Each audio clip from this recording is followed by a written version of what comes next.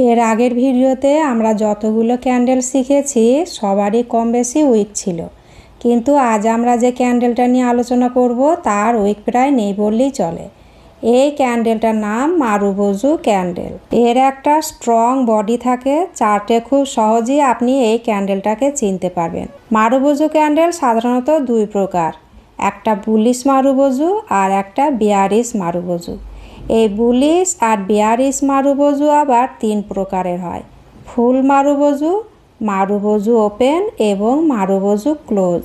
এছাড়াও আর একটা মারুবোজু আছে, তার নাম ব্ল্যাক মারুবোজু। ফুল মারুবোজুতে কোনো উইক থাকে না, এর ওপেন ইজিক্যাল টু লো হয় আর ক্লোজ ইজিক্যাল টু হাই হয়। Bearish full মারুবোজুতে open is equal to high হয় আর ক্লোজ ইজিক্যাল টু লো হয়। এর কোনো উইক থাকে না, মানে সেলার পুরো দিন কন্ট্রোল করেছে। এই ক্যান্ডেল সাধারণত স্ট্রং ট্রেন্ড কন্টিনিউয়াস দেখায়। বুলিশ মারুবোজু ওপেনে ওপেন ইজিক্যাল টু লো, নিচে কোনো উইক থাকে না, উপরে ছোট উইক থাকতে পারে, মানে মার্কেট ওপেন হওয়ার সাথে সাথে বায়ার কন্ট্রোল নেয় এবং প্রাইস স্ট্রংলি উপরে যায়। বিয়ারিশ মারুবোজু ওপেনে ওপেন ইজিক্যাল টু হাই, উপরে উইক থাকে না, নিচে ছোট উইক থাকতে পারে, মানে ওপেন হওয়ার সাথে সাথে সেলার কন্ট্রোল নিয়ে প্রাইস নিচে নামায়। মারুবোজু ক্লোজ, বুলিশ মারুবোজু ক্লোজে ক্লোজ ইজিক্যাল টু হাই হয়, উপরে কোনো উইক থাকে না, নিচে ছোট উইক থাকতে পারে, মানে শেষ পর্যন্ত বায়ার্স কন্ট্রোল ধরে রেখেছে।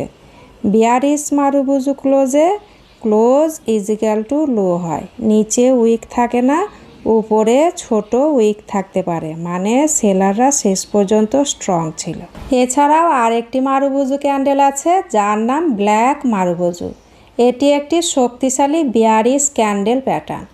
দিনের হাই প্রাইসে ওপেন হয়ে দিনের লো প্রাইসে ক্লোজ করে। ব্ল্যাক মারুবোজু বড় লাল রঙের বডি এবং উপরে বা নিচে খুব ছোট বা কোনো উইক থাকে না। আপ ট্রেন্ডের পরে তৈরি হলে বিয়ারিশ রিভার্সালের সিগন্যাল দেয়। এবার আমরা দেখব মারুবোজু ক্যান্ডেল দিয়ে কিভাবে ট্রেড করা যায়। ধরুন কোনো শেয়ার ডাউন ট্রেন্ডে চলছিল, মানে কন্টিনিউ নিচে আসছিল। এবার সাপোর্ট এরিয়াতে যদি একটা বুলিশ মারুবোজু তৈরি হয়, এটা দেখে আমরা বুঝবো যে এখানে ট্রেন্ড রিভার্স হতে পারে। অনুরূপভাবে যদি কোনো শেয়ার আপ ট্রেন্ডে থাকে আর রেজিস্ট্যান্সের কাছে একটা মারুবোজু তৈরি হয়, তাহলে আমরা বুঝবো এখানে আপ ট্রেন্ডটা ডাউন ট্রেন্ডে কনভার্ট হতে পারে। এই চার্টে আমরা দেখতে পাচ্ছি স্টকটা ডাউন ট্রেন্ডে চলছিল, তারপর এখানে একটা বুলিশ মারুবোজু ক্যান্ডেল তৈরি হয়েছে। এটা দেখে প্রাথমিকভাবে আমরা বুঝলাম যে বায়াররা কন্ট্রোল নিচ্ছে, ট্রেন্ড রিভার্স হতে পারে। এবার পরের দিন যদি ওই ক্যান্ডেলের উপরে প্রাইস আসে, তবে আমরা এন্ট্রি করার জন্য ভাববো। এখানে আপনার এসএল হওয়ার সম্ভাবনা কম থাকবে। আর একটা জিনিস বিশেষভাবে লক্ষ্য রাখতে হবে যে যেখানে মারুবোজু ক্যান্ডেলটা তৈরি হয়েছে সেখানে যেন আগের 2 দিনের তুলনায় ভলিউম বেশি থাকে। মিনিমাম 10 দিনের ডাউন ট্রেন্ড হতে হবে বা ইন্ট্রাডেতে 10টা 5 মিনিট টাইম ফ্রেমে ডাউন ট্রেন্ড হতে হবে। আমরা স্টপ লস রাখবো আগের ক্যান্ডেলের লোতে বা মারুবোজু ক্যান্ডেলের একটু নিচে। আমাদের ফার্স্ট টার্গেট হবে ফার্স্ট রেজিস্ট্যান্স বা যতক্ষণ না ট্রেন্ড রিভার্স হচ্ছে। এবার আপ ট্রেন্ডে মাঝে মাঝে যদি একটা করে মারুবোজু ক্যান্ডেল দেখা যায়, সেটা ট্রেন্ড কন্টিনিউয়াসে সিগন্যাল দেয়। এই ক্যান্ডেলে স্টপ লস ছোট থাকে কিন্তু প্রফিট বড় পাওয়া যায়।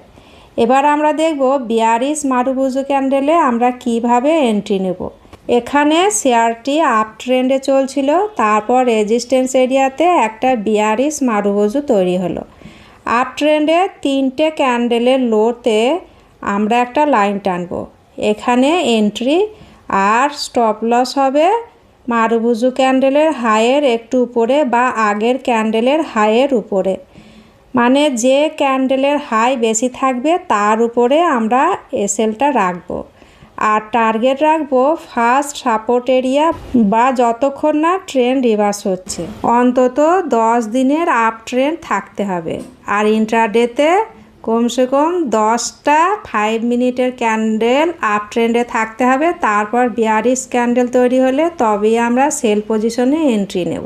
ডাউন ট্রেন্ডে যদি মাঝে মাঝে বিয়ারিশ মারুবজু তৈরি হয়, এটা ট্রেন্ড কন্টিনিউয়াসের সাইন বা প্রাইস আরও নিচে যাওয়ার সম্ভাবনা থাকে বা ডাউন ট্রেন্ড চলতে থাকবে।